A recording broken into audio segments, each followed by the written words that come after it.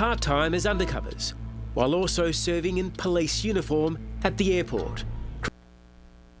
So you're an undercover cop, going undercover, trying to get your target, acting like you hood, and as a part-time job, you work in the airport with your uniform on. In the airport, where most criminals like to go, because they have a lot of money so they can travel.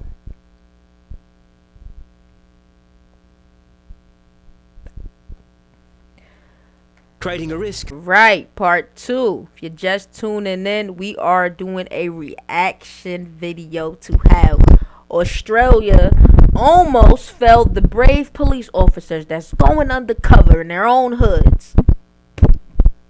Well, now, I don't know if they're going undercover in their own hoods, because that would be crazy. But if you haven't watched part 1, they actually speak up on that and how you should not do what I just said. So, yeah, subscribe for the vibe. Part 2. Let's go. That's crazy. Let's go. Play. We've been speaking to Australian Federal Police insiders who say chronic mismanagement and underfunding plagued the undercover program for years, risking the compromise of agents in the field. There was a huge sense the program was in trouble and it wasn't operating as it should be. I don't think anyone who worked there for the last 15 years would disagree. The problems with the undercover program were bad enough to force the AFP to launch its own classified inquiry. This secret probe, carried out by former Assistant Commissioner Frank Prendergast and finished in late 2020, is scathing in its findings. For instance, agents were working part-time as undercovers, while also serving in police uniform at the airport, creating a risk they could bump into their criminal targets, blowing their cover. What? I know I ain't just hear that. Working part-time as Frank Prendergast and finished in late 2020, is scathing in its findings. For instance, Prendergast found some agents were working part-time as undercovers, while also serving in police uniform at the airport. So you're an undercover cop, going undercover, trying to get your target, acting like you hood, pretending to be gangster. And as a part-time job, you work in the airport with your uniform on. In the airport, where most criminals like to go, because they have a lot of money so they can travel.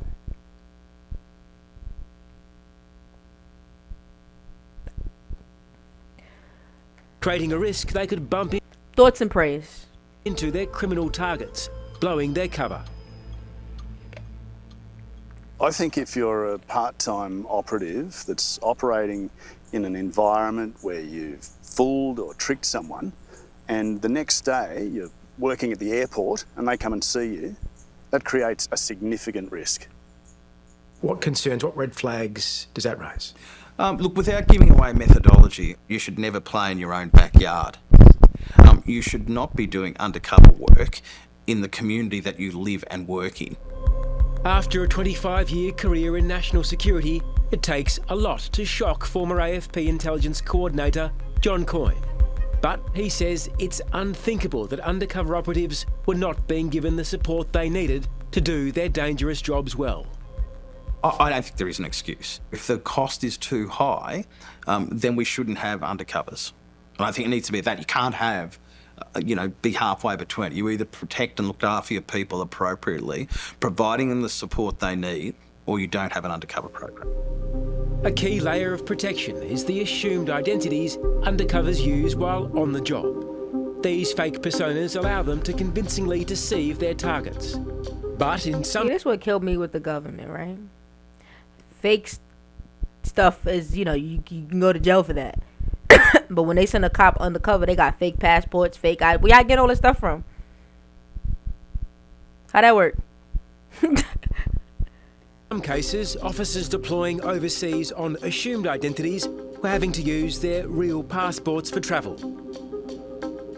To send people overseas under their real identity on a government passport was crazy.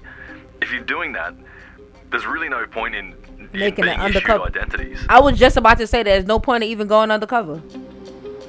The Prendergast inquiry also discovered how secret fake identities were shared with now disgraced consulting firm PwC after it was hired by the AFP to do auditing.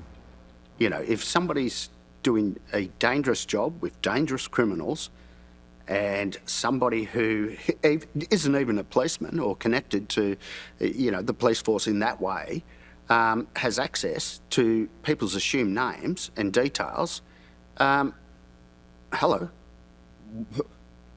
Nah. Former State Police Detective Damien Marrett knows better than most just how important it is for covert agents to be fully protected. I mean, it's common sense, you know what I'm saying? Like, let's be real. If you're going undercover, you should probably have all types of protection, and you should probably not even have another job. You're undercover. That's why I couldn't be undercover. I couldn't be no cop, period. Why not, TT? Who the hell want to be a cop? Like, growing up in the hood, we didn't play cops and robbers. We played robbers and brace robbers. Like, who could rob the robbers? Like, nobody wants to be the cop. I don't know. Nobody wants to be the hero. I don't know. TT, you love Spider-Man. All right, because Spider-Man wasn't just the hero. You know what I'm saying? One, Spider-Man from New York. I'm from New York. You know what I'm saying? So me and Spider-Man got this pretty dope connection. You know what I'm saying? Other than that, like, who wants to be a hero? He was involved in 60 successful operations, but says it was difficult and dangerous work that took a toll. What I found was I wasn't the same person. You know, I didn't have the spark or, you know, I'll call it charisma or whatever it is. It was gone. I could turn it on and pretend, but it wasn't real anymore. Was there a moment where you simply broke? Yeah, I'm fine now, but, you know, I ended up at a stage where I had totally lost the plot. I was living in a dark tunnel. Yo, he gangster. He don't got no face covering. He like, I'm gonna tell y'all everything that happened. Like, I'm gonna spill all the beans. This happened, that happened, this happened. He don't care. He's not covering shit. That's how you know he was on that. Alcohol abuse, substance abuse, you know. It's been more than... And I just said that. Don't I call it? Don't I be calling it? than a decade since Marrett handed in his Victoria Police badge. But according to the Prendergast inquiry, it's been federal police undercovers who have more recently been pushed to the edge. His secret inquiry found the undercover program failed to provide proper mental health support and lacked empathy towards struggling officers. But that's what they do even out here. That's why I don't understand how people can snitch and be cool with the cops, because it's like they really don't care about you at all. Because like what they'll do is like they'll get the snitch, you know what I'm saying? They make him turn on everybody, you feel me? They have him snitch and they have him with a wire, whatever you gonna do. And then once they done with the snitch and once the target gets caught, they don't care about the snitch. You're on your own. Of course there's witness protection, but then your whole life is done. I just told y'all I'm doing vlogs outside because this for just being in the house would just drive me crazy. So imagine being on witness protection, bro. Come on now. What we talking about here? What are we talking about? Situation made worse by the scrapping of a dedicated psychologist. I've known of multiple members who were off on stress leave for months on end. Some medically retired because of it. So, you know, I think they've got a lot to answer for in why things like welfare and full-time psychs were taken out of that program. The AFP has overhauled its undercover program, but some problems still persist. Commissioner Reece Kershaw recently privately flagged the appointment of a retired judge to deal with 3 ex-undercovers who say they and their families haven't been properly supported. It's clear reform is needed. If the AFP doesn't get it right, its ability to fight serious crime will be compromised. It provides you with the type of intelligence and the type of evidence that you can prosecute really difficult targets. You're saying it's absolutely critical that Australia has an undercover corps doing this work? Absolutely. The truth is that... No, you guys don't need it. If you can't find your target without sending an undercover or a snitch, whatever you want to call them, then you guys suck. Honestly. This is like, come on. Do your job. You guys are risking people, man. People freedom and stuff. These officers got family, shorties. Man, come on.